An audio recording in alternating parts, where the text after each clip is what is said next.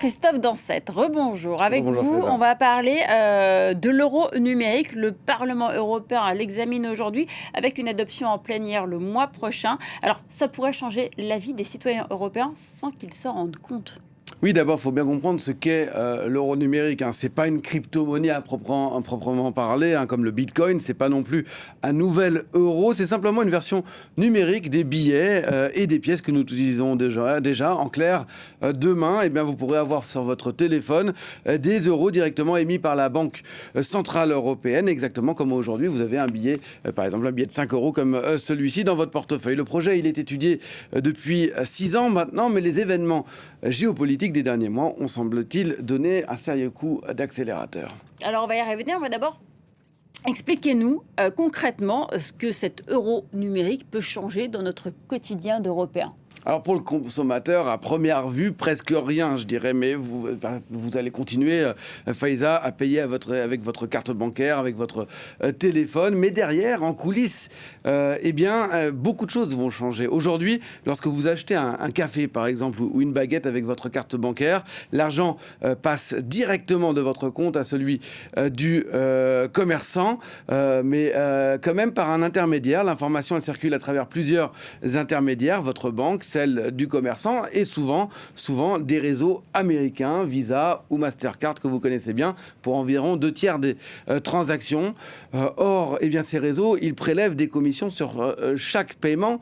Elles sont souvent invisibles, ces commissions, 0,2 à 2% maximum pour le consommateur, mais elles représentent des milliards d'euros chaque année pour les commerçants européens. Avec l'euro numérique, demain, l'Europe disposerait de sa propre infrastructure de paiement, il y aurait moins d'intermédiaires, ce serait plus rapide, il y aurait moins de dépendance et, promettent les défenseurs, ce serait moins cher aussi. Alors, défenseurs dont font pas partie ou ne faisaient pas partie, en tout cas, les banques européennes, Christophe. Oui, elles préféraient développer leurs propres solutions privées comme Vero, que vous connaissez peut-être déjà, qui permet aujourd'hui de transférer rapidement des euros, craignant qu'un euro numérique puisse faire fuir les dépôts des particuliers de leur compte bancaire.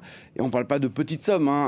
Les banques avaient fait le calcul, si 200 millions d'Européens déplaçaient 1 000 euros vers un portefeuille numérique, au lieu de leur compte en banque, ce serait 200 milliards d'euros qui quitteraient ainsi les établissements bancaires, avec un impact direct sur les crédits qui pourrait devenir beaucoup plus cher. C'était l'argument du lobby bancaire, le lobby bancaire qui aura été très actif ces dernières années, convainquant même le rapporteur du projet, l'ancien banquier central espagnol, Fernando Navarrete, que vous voyez ici en image. Alors la situation géopolitique actuelle a tout de même modifié la donne. Oui, avec l'arrivée de Donald Trump à la Maison-Blanche, par exemple, ses velléités sur le Groenland qui ont provoqué un choc. Et puis surtout l'affaire du juge Guillou, un juge français de la Cour pénale internationale, que l'administration américaine a sanctionné en le privant d'accès justement à Visa et Mastercard. Vous imaginez un juge obligé de payer soit par cash, soit par chèque, mais privé de carte bancaire, qui ne pouvait donc plus acheter sur Internet du tout, plus d'Amazon, plus de commandes de VTC ou de réservation d'hôtels en ligne ou de billets d'avion en ligne. En clair, l'Europe a pris conscience que l'exécutif américain pouvait exclure un citoyen américain du système de paiement mondial, pas en raison de soupçons de terrorisme, mais simplement parce qu'il n'était pas d'accord avec une décision. Alors en l'occurrence, c'était un mandat d'arrêt contre le Premier ministre israélien Benjamin Netanyahou, mais ça aurait pu être tout à fait autre chose.